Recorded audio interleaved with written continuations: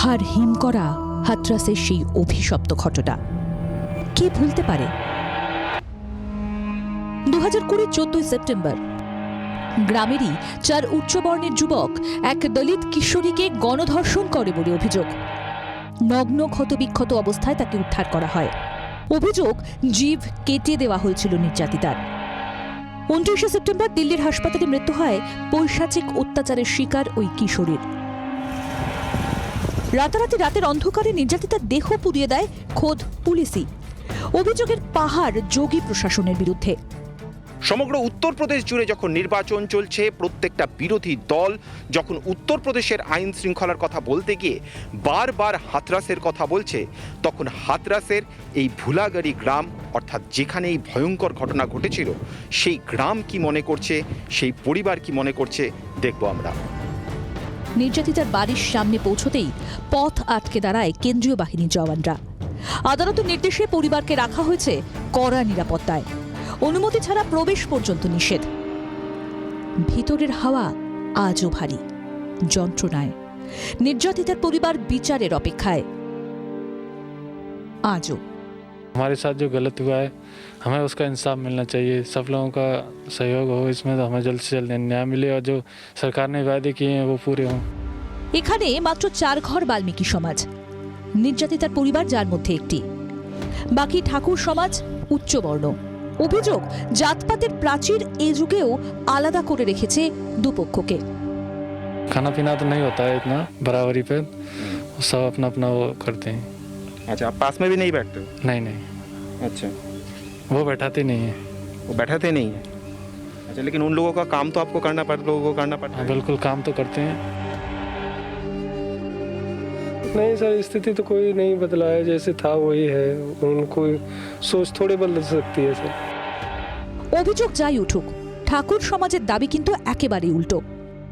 न कोई लड़ाई है, वो सीआरपी वालों किसी से पूछो कभी झगड़ा हुआ हो या दारू पी के कोई गाली वाली देता हो। गांव में दारू भारी भी नहीं पीता कोई। এত কাণ্ডের পরও অবশ্য বিশেষ মাথা ব্যথা নেই গেরুয়া শিবিরের। एक दो परिवार हो सकते हैं पैसे के लालच में या उस तरह के लालच में वो कहीं इधर उधर जाएं। Otherwise most of voter of Valmiki समाज are voting for Bharatiya Janata party. হাথরাসের নির্যাতিতার পরিবারের কাউকে এবার ভোটে প্রার্থী করতে চেয়েছিল কংগ্রেস, কিন্তু রাজি হননি তারা। একদা মায়াবতীর বিএসপির শক্ত এই ঘাঁটিতে রাজনৈতিক সমীকরণ বেশ জটিল। এখানে 3টে বিধানসভা আসন, হাথরাস, সাদাবাদ এবং সিকান্দ্রারাও। সাদাবাদে বিএসপি নিজের শক্তি ধরে রাখলেও 2017 থেকে হাথরাস ও সিকান্দ্রারাওয়ে বিজেপির আধিপত্য। বিজেপির মূল প্রতিপক্ষ এখন মূলত সমাজবাদী পার্টি ও আরএলডি। এবার ভোটে এখানে ইস্যু কৃষক আন্দোলনও। হাথরাসে সাদাবাদের মতো বিধানসভায় নিয়ন্ত্রক শক্তি মূলত জাটরা।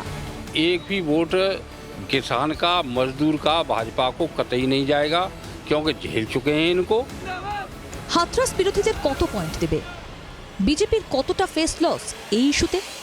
এমন হাজারো প্রশ্ন এই ভোট বাজারে। তবে এত কিছুর মাঝে প্রশ্ন থেকেই যায়, হাথরাস উন্নাওয়ের নির্যাতিতারা কি বিচার পাবেন, নাকি রাজনীতির চোরাগলিতে হারিয়ে যাবে তাদের আর্তনাদ? হাথরাস থেকে ক্যামেরায় জয়ন্ত পালের সঙ্গে জ্যোতির্ময় কর্মকার, জি 24 ঘন্টা।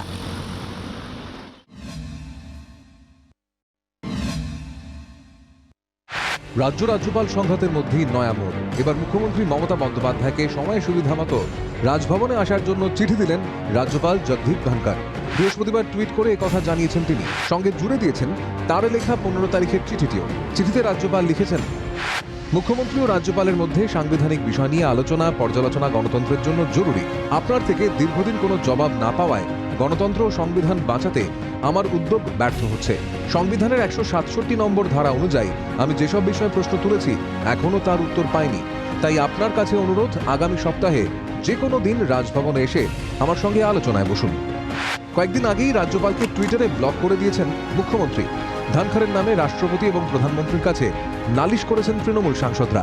রাজ্যপাল পদ থেকে ধনখড়কে সরাতে রাজ্যসভায় স্বতন্ত্র প্রস্তাব পর্যন্ত এনেছেন তৃণমূল সাংসদ সুখেন্দু শেখর রায়। এই পরিস্থিতির মধ্যে রাজভবনে মুখ্যমন্ত্রীকে রাজ্যপালের আমন্ত্রণ তাৎপর্যপূর্ণ বলেই মনে করছেন অনেকে। রাজ্য বিজেপি মনে করছে রাজ্যপালের ডাকে সাড়া দিয়ে রাজভবনে যাওয়াই উচিত মুখ্যমন্ত্রীর।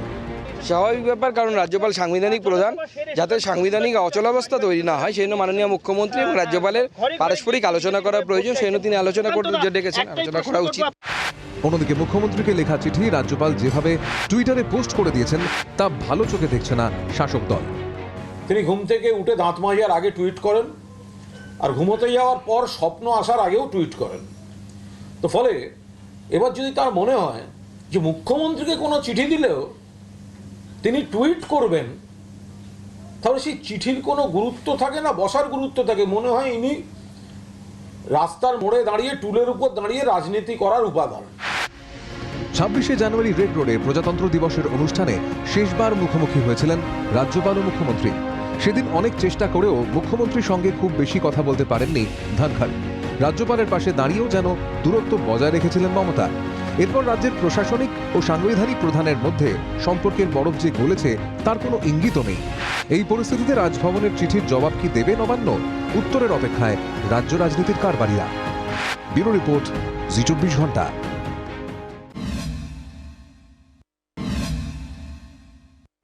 রবিবার পাঞ্জাবে বিধানসভা নির্বাচন, তার আগে প্রধানমন্ত্রী নরেন্দ্র মোদীকে ঝাঁঝালো আক্রমণ করলেন মনমোহন সিং। অর্থনীতি থেকে বিদেশ নীতি, মোদীকে রীতিমতো দেশ চালানোর পাঠ দিলেন। বৃহস্পতিবার প্রাক্তন প্রধানমন্ত্রী ভিডিও বার্তা প্রকাশ করে কংগ্রেস। সেখানেই তিনি অভিযোগ করেন, কেন্দ্রের ভ্রান্ত নীতির কারণে একদিকে দেশবাসী মূল্যবৃদ্ধি ও বেকারত্ব নিয়ে জেরবার, অন্যদিকে 7.5 বছর সরকার চালানোর পরেও ভুল স্বীকার না করে, ভুল না শুধরে দেশের প্রথম প্রধানমন্ত্রী জওহরলাল নেহরুকে দোষারোপ করা হচ্ছে। মনমোহনের অভিযোগ, মোদী জামানায় কেন্দ্রের ব্যর্থতা শুধু অর্থনীতিতেই সীমাবদ্ধ নয়, বিদেশ নীতিতেও ডাহা ফেল নয়াদিল্লি। चीनी फौजी पिछले 1 साल तो साड़ी पवित्र धरती ते बैठे हैं, पर इस पूरे मामले नू दबाउण दी कोशिश कीती जा रही है। নেহরু প্রসঙ্গে মুখ না খুললেও চীন নিয়ে অভিযোগে প্রতিক্রিয়া দিয়েছে south block. My perspective, this is purely or clearly a political message, not a policy one. So I think from my position here, I would not like to get into that. Of course, as regards China, the facts of the matter are clear. I don't need to reiterate them. We have been discussing about what the process is of conversation with China and how the situation has arisen. But I think that's repeatedly we have said that. সংসদের বিতর্ক থেকে শুরু করে টেলিভিশনের সাক্ষাৎকার, সম্প্রতি প্রধানমন্ত্রী মোদী যতবার মুখ খুলেছেন ততবারই কংগ্রেস ও নেহরু গান্ধী পরিবারকে টেনে এনেছেন। দেশের বর্তমান পরিস্থিতির জন্য একাধিকবার দায়ী করেছেন জওহরলাল নেহরু ও তার নীতিকে। বিরোধীরা পাল্টা কটাক্ষ করে বলেছেন, কংগ্রেস মুক্ত দেশ গড়ার ডাক দেওয়া মোদীর ভাষণই কংগ্রেস মুক্ত হতে পারছে না।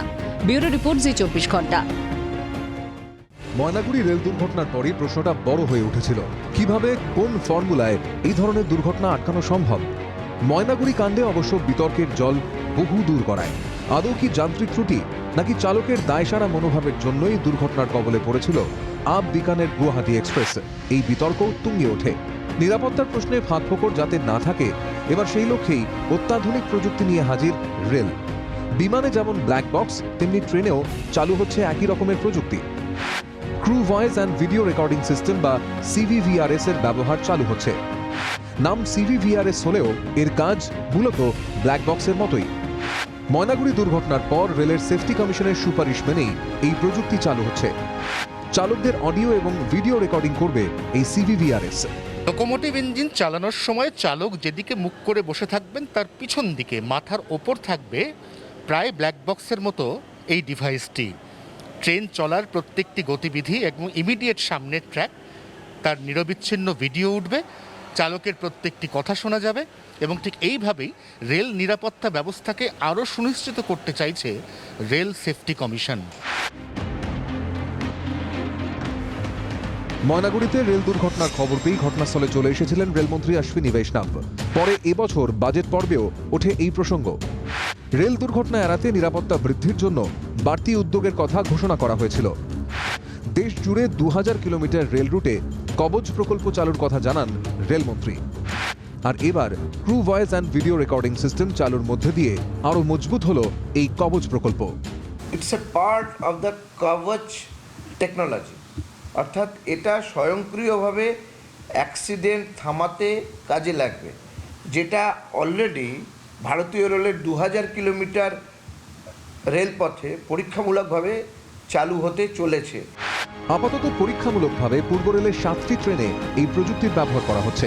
এই ব্যবস্থা সফল হলে ভারতবর্ষের বুকে প্রায় প্রত্যেকটি দূরপাল্লার ট্রেনে অদূর ভবিষ্যতে এই ব্যবস্থা লাগু হতে চলেছে, যা নিঃসন্দেহে রেলের ইতিহাসে এক যুগান্তকারী পদক্ষেপ। কারণ ব্ল্যাক বক্সের এই কনসেপ্ট এখনও পর্যন্ত ব্যবহার হচ্ছে শুধুমাত্র আকাশপথে। জি24 ঘন্টার জন্য ক্যামেরায় নবীনের সঙ্গে অয়ন, কলকাতা। পুরো সংগ্রাম জমজমাট, আর তাতে রীতিমতো কুরুক্ষেত্র কাণ্ড ময়নাগুড়ির 17 নম্বর ওয়ার্ডে। এখানে এবার ভাসুর বনাম বৌমার লড়াই। ফ্যামিলি ম্যাটার নয়, সবটাই রাজনীতির যুদ্ধ। ময়নাগুড়ি পুরসভার 17 নম্বর ওয়ার্ডে তৃণমূলের প্রার্থী সুপ্রিয় দাস। প্রতিপক্ষ তারই ভাইয়ের স্ত্রী আলো দাস সরকার দাঁড়িয়েছেন বিজেপির হয়ে। লড়াইয়ের শেষ কথা কে বলবেন তা নিয়ে উৎসাহের শেষ নেই এলাকায়। ইতিমধ্যে প্রচার পর্বও শুরু হয়ে গিয়েছে। সম্পর্ক যেমন ভাইয়ের বউ আর ভাসুরের ভাই সেরকমই আছে, কিন্তু ভোটের জায়গায় ভোট হবে। পাড়ার মানুষ, বুথের মানুষ, ওয়ার্ডের মানুষ আমাদের সাথে আছে।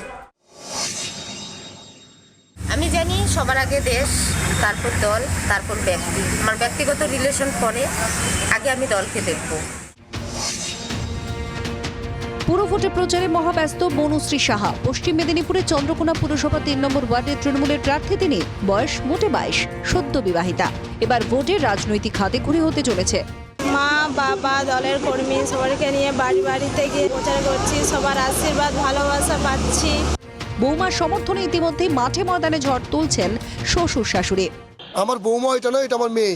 আমি সেই মেয়েকে নিয়ে প্রচারে বেরিয়েছি। কোথাও রাজনীতির তিক্ত লড়াই, কোথাও সম্পর্কের মিষ্টতা, সব মিলিয়ে জমজমাট এই ভোটের লড়াই। ব্যুরো রিপোর্ট, জি24 ঘন্টা।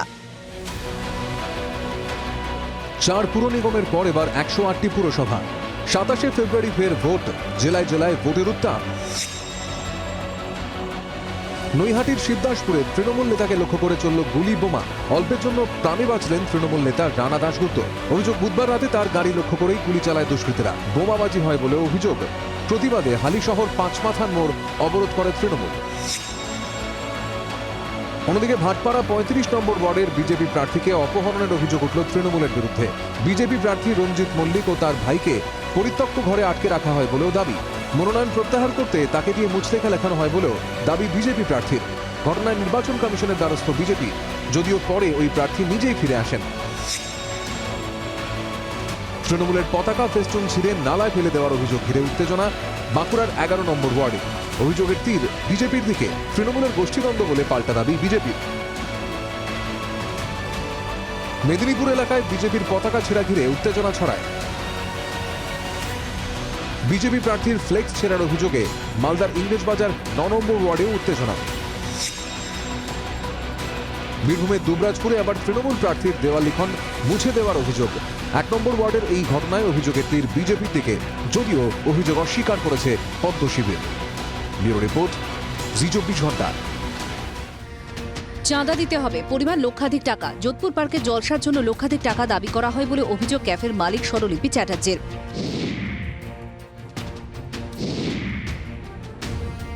শনিবার রাতে আমার কাছে একটা ব্রশিয়ার আসে যোধপুর পার্ক উৎসবের, যেটাতে সোনু নিগম নাইটস আছে। বলে যে মালিককে বলবে চেক রেডি রাখতে। অভিযোগ, এরপর শনিবার রাত 9:30 নাগাদ ক্যাফেতে আসেন 12 থেকে 14 জন। সে সময় ক্যাফেতেই ছিলেন মালিক। এই হচ্ছে সেই ক্যাফে যেখানে গতকাল ঠিক এইখানে ওপরে এইখান দিয়ে যারা অভিযোগ যেটা করছেন স্বরলিপি, যে তিনি এই ক্যাফের ভেতরে ছিলেন এবং এই ক্যাফের ওপরে বসে, অর্থাৎ আমার সহকর্মী শুভ্রকে বলবো দেখাতে, ওপরে বসে কিন্তু তিনি সেই সময় কাজ করছিলেন। ক্যাফে কর্ত্রীর অভিযোগ, দাবি মতো টাকা না দেওয়ার কথা বলতেই শুরু হয় হুমকি শাসানি। আমি বলি আমার আর্থিক সমস্যা আছে, আমি দিতে পারবো না। তারপরে 9:30টার সময় 14-15 জন লোক আসে। এসে আমার ফোন, আমি ভিডিও করতে শুরু করি, আমার ক্যামেরা মুড়িয়ে নিয়ে নেওয়া হয় এবং আমাকে ধমকানো, আমি বিজয় দত্ত, দেখে নেবো তুই কি করে ব্যবসা করিস, তোর নাম স্বরলিপি, আমি তোর স্বরলিপি লিখবো। এমনকি থানায় অভিযোগ জানিয়ে ফেরার পথেও ফলো করা হয় বলে অভিযোগ ক্যাফের মালিকের। যদিও গোটা ঘটনায় আপাতত অনুষ্ঠান বন্ধের সিদ্ধান্ত নেওয়া হয়েছে। ব্যক্তিগতভাবে বলছি, আমি এই ধরনের কাজের অ্যালাউ করি না। ইন্টারনাল স্টেপ নিয়ে আমি সবার সাথে কথা বলেছি যে আমি প্রোগ্রামটা আপাতত বন্ধ করেছি। আমরা কোথায় বাস করছি? একটি মেয়ে এসে একটু দোকান চালিয়ে বাজার বিজনেস করে খেতে পারবে না, তাকে এই ধরনের পরিস্থিতির সম্মুখীন হতে হবে। সেক্রেটারিয়েট চালায় মহিলা, তার উপরে যদি এই আক্রমণ হয় তাহলে রাজ্যের সরকার কোথায়, মুখ্যমন্ত্রী কোথায়? তৃণমূল কংগ্রেস কড়াভাবে গোটা জিনিসটার উপর নজর রাখছে। যে তোলাবাজির অভিযোগ তিনি করেছেন বা তাকে ফলো করা বা হুমকি দেওয়ার যে অভিযোগ তিনি করেছেন, তিনি ন্যায় বিচার পাবেন। দোষ প্রমাণিত হলে দৃষ্টান্তমূলক শাস্তির দাবি করেছে রাজ্য মহিলা কমিশনও। যদি সত্যি এই ঘটনা ঘটে থাকে তাহলে দৃষ্টান্তমূলক শাস্তি প্রয়োজন। কলকাতা শহরটা আমাদের ভীষণ নিরাপত্তার শহর বলে আমরা মনে করি। বৃহস্পতিবার সন্ধ্যের মধ্যে বিজয় দত্ত নামে একজনকে গ্রেফতার করেছে পুলিশ। ক্যামেরায় শুভ্রর সঙ্গে বিক্রম ও শ্রেয়সীর রিপোর্ট, জি 24 ঘন্টা।